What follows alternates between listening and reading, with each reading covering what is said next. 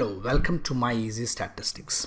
In the earlier video, we have discussed about different types of analysis that are available in Smart PLS like PLS SCM, regression, process and CBSCM. And we have discussed about this workspace. And we have discussed how to create a project. A new project we have created PLSEM Training. And under this project, we have added a data set which is called customer satisfaction. This data set has 201 samples and it is a .csv file. Now in this video we will be creating a model. We'll create a model and we will do the analysis, and even we will discuss in detail all the analysis results we are going to discuss. Now first we'll click on this button called create model. Once we click on create model, you can see the project name which we have created, PLSEM Training, and we need to select the model type which you want to choose. We want to select PLSEM, we can regression, process or CBSCM. So first we will take PLSEM analysis. After selecting this, we need to give a name to this model. We'll call the model also PLS SCM model. We'll call it as model 1. Okay, click save. Now once we click the save, now we are in the work area where we can create the model. So the data which we have attached, it is having total 9 indicators. Okay, indicators, items, variables, these are all synonym words which we actually use. So we can use any word. Generally in structure equation model we call it as a indicator. 9 indicators are there. You can see the numbering is started from 0, so we can see there's 8, so total 9. Now in this data set, first thing we need to observe is the latent variables are there. Unobserved variables will be having the customer satisfaction. So we have 2 variables, indicators and a customer satisfaction. PQ stands for perceived quality. We have 3 variables in perceived quality and 4 variables in CE. CE stands for customer expectation. And you can see the data type, that is measurement scales here are MET. MET means metric data scale we have. Now first we will create the model. It's very easy to create the model. First what you must do is you select the variables or the indicators that comes under one observed variable. So already we said that CS1, CS2 both are going to form as one construct. So select them. Okay, select one, press shift and select the other and just drag and drop on the canvas. Once you drag and drop on the canvas, it is giving a default name called alpha. Okay, this is a name for the construct. You can change the name to CS. Okay, and press enter. Once you press enter, we will get the indicators with its latent variable. Now you can see here, once I press enter, now we are going to get here. You can see here, we got CS. Here the circle, this is called as a construct, okay, or latent variable. And this CS1 and CS2, they are indicators or variables. Now next PQ. We will select all the 3 variables which comes under perceived quality. PQ1, PQ2, PQ3. Just drag and drop here. And here PQ automatically we got, and press enter. Once I press enter, we got the latent variable PQ with its indicators PQ1, PQ2 and PQ3. It's so easy to do. And the next, select all the 4 indicators of the construct called CE. Just drag and drop. Press enter. Now here we got it, 4 variables, 4 indicators with its construct. Now here what we need to do is, in this model, customer satisfaction is a dependent variable, whereas customer expectation and perceived quality, they are independent variables. So what we will do is, first we'll select this latent variable, press shift and select the other two variables also. Just drag it to one side here. And next select the CE.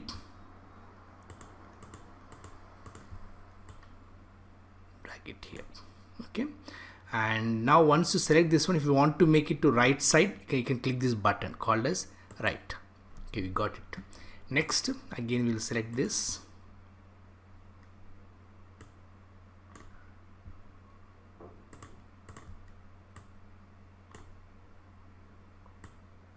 Now you can see this one.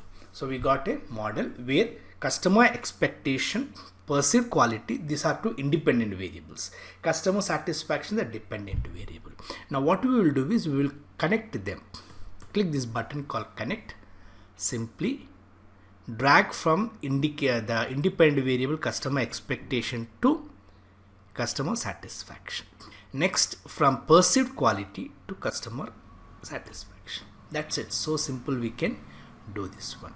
After doing this settings, now we need to save it. The model is now saved. So we have created the data, we have imported the data. From the data, we have created the model. Now these blue colors are called as latent constructs or latent variables. This yellow color square boxes or rectangle boxes, these are called as indicators. We have three latent variables. Okay, customer satisfaction, customer expectation, perceived quality, and 9 indicators. Now we will calculate this PLSEM. Now for calculating, we need to click this button called calculate. Once you select calculate, we'll have PLSEM algorithm. The other one we have which is called as consistent PLSEM algorithm. So PLSEM algorithm is a statistical method for estimating structure equation modeling using partial least square. It is a popular method for SCM. Whereas the consistent PLSEM algorithm is a modification of the PLSEM algorithm that is designed to improve the reliability and validity of the estimation. But initially what we will do, we will select this PLSEM algorithm only and do the analysis. Once I've selected that PLSEM algorithm, now system is going to ask us what you want to calculate. We're not going to calculate any factors here. We want to see the path. Path in the sense, what is the impact of customer expectation on customer satisfaction and what is the impact of perceived quality and customer satisfaction. And we want to see the results in standardized form. Initial weights are default, so we don't need to do any sort of setting here. Simply select them as it is and just click this button called start calculation. Once you have selected start calculation, now we got all the results here, PLSEM results. Now in this, the first thing we want to see is, you can see the diagram where you have CE impacting CS 0.177. Okay, that is the coefficient, path coefficient, and PE impacting CS 0.243. We can understand here that PQ is impacting more than CE.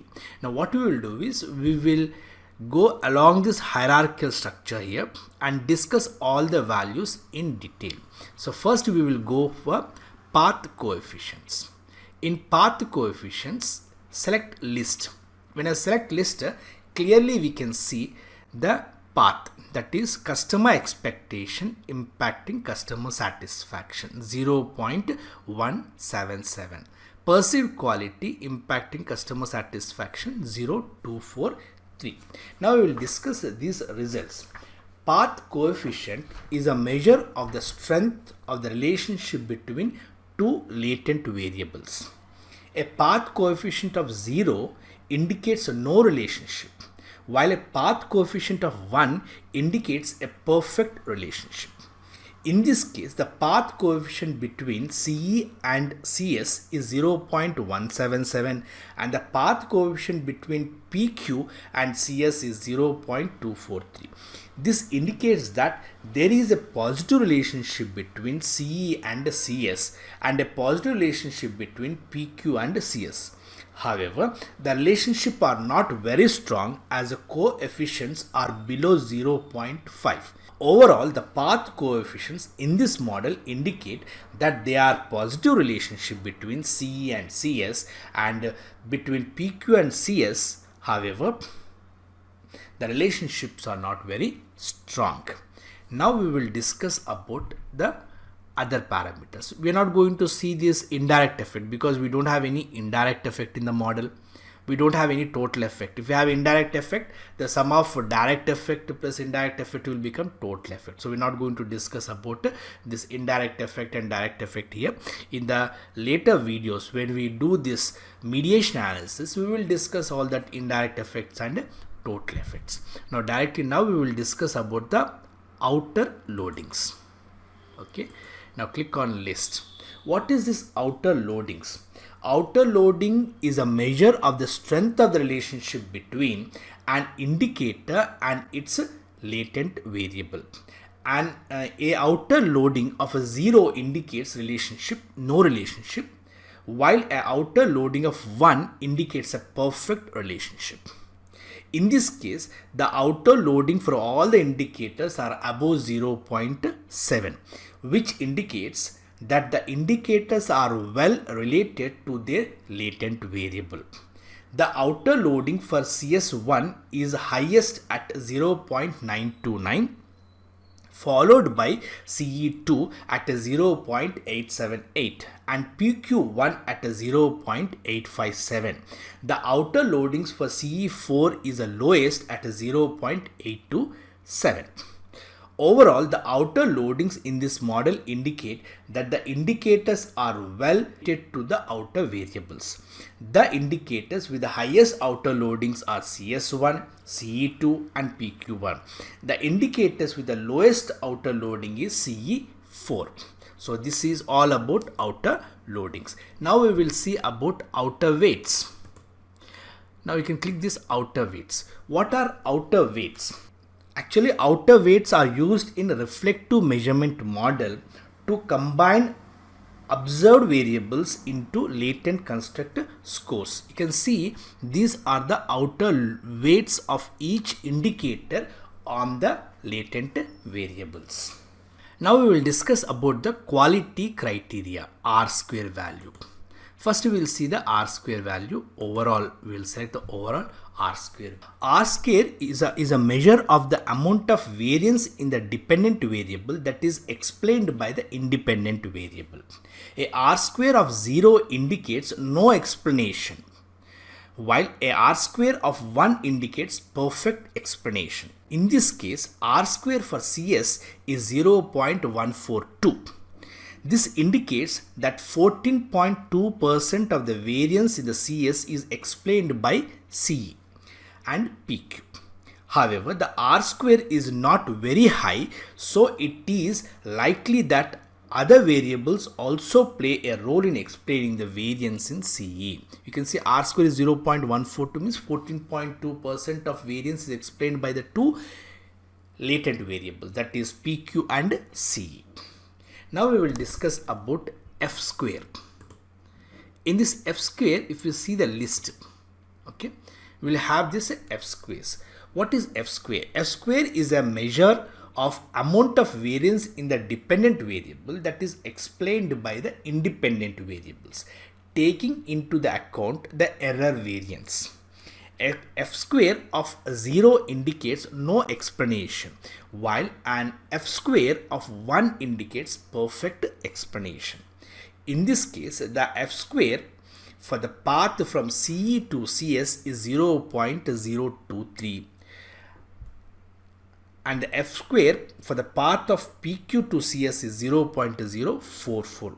This indicates that 2.3% and 4.4% of the variance in CS is explained by CE and PQ respectively.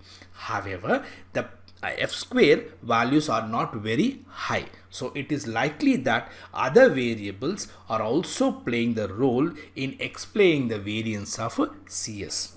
Now we will see about reliability and validity. This is very important for the model. Once I click construct reliability and validity, Now we will be having the overall. First we will select this overall. Okay, right. When you select overall, all constructs are being given. That's all reliability and variability and validity scores are given. Let us see one after another. First, what we will do is we will see the Crownback Alpha one. Okay, you can see the Crownback of CE is 0.855, CS is 0.770, PQ is 0.858.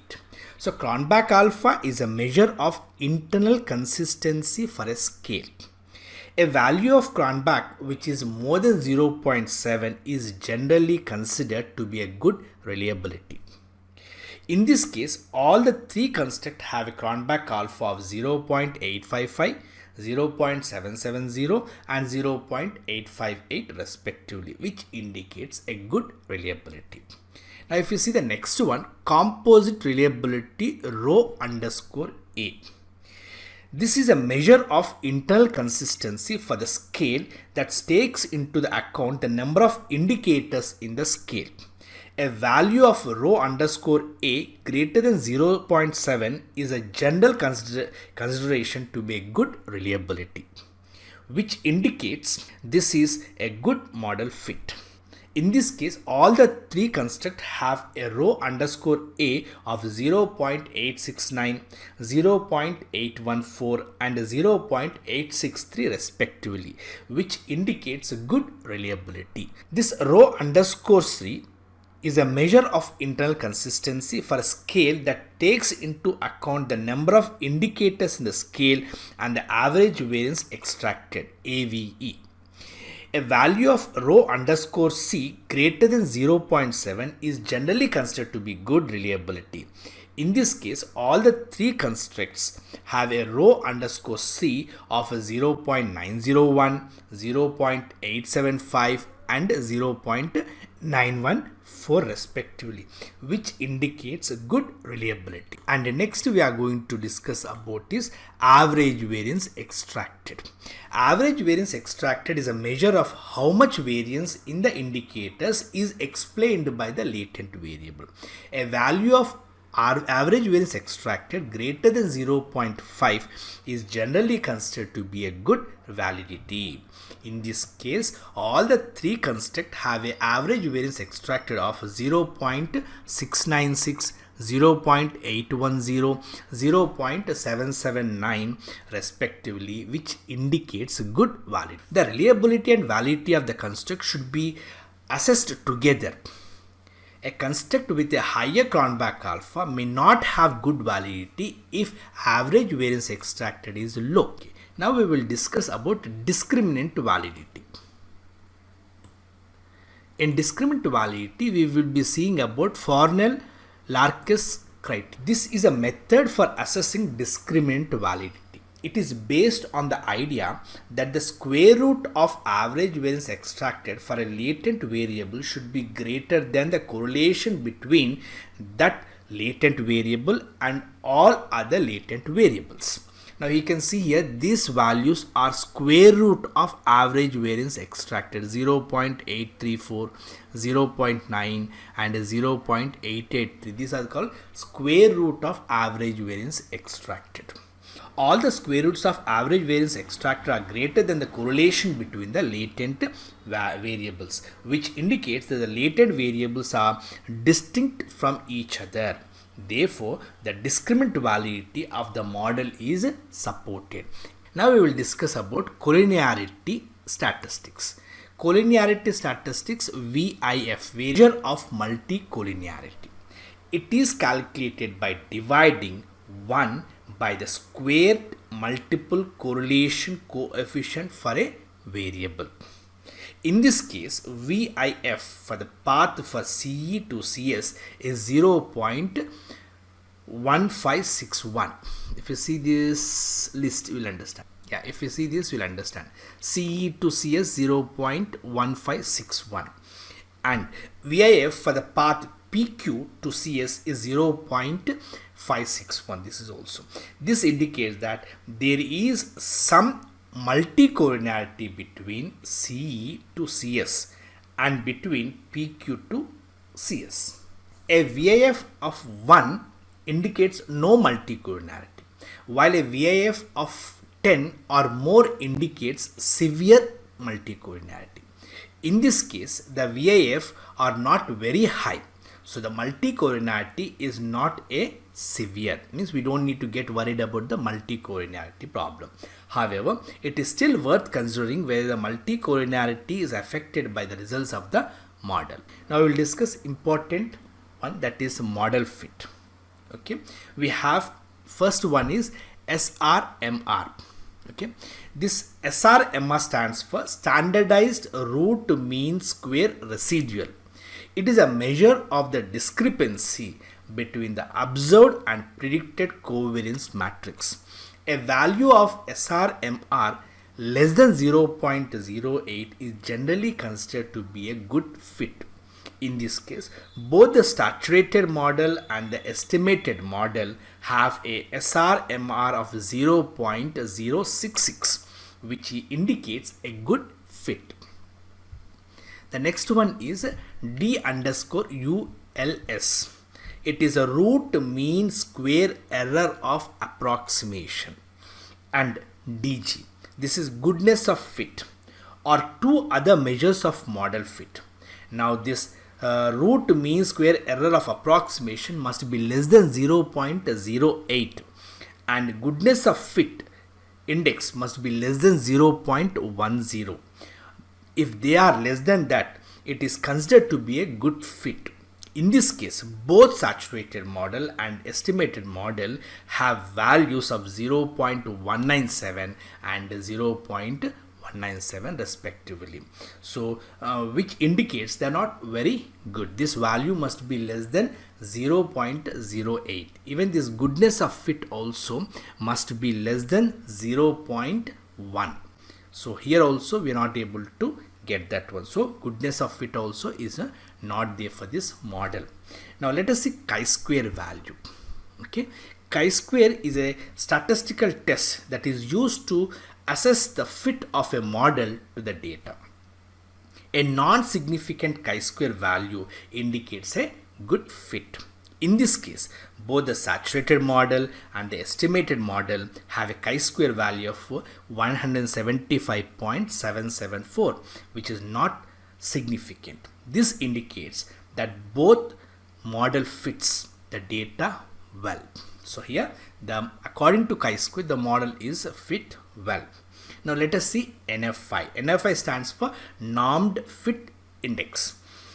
It is a measure of the relative fit of a model to the saturated model. A value of NFI greater than 0.9 is generally considered to be a good fit. In this case, both the saturated model and the estimated model have a NFI of 0.802, which indicates not a good fit. Now we will see the model with its values. Now if you see this model, you can see these values are called regression weights. Now here it is given path coefficients. Okay, so the path coefficient values are given here. This is a path coefficient, there is impact of CE on CS, and PQ on CS is 0.243, and these values are loadings, outer loadings. These are the outer loadings. Now you can change these values, and you can see the value on CS is 0.142. This is nothing but R square value. This is the R square value.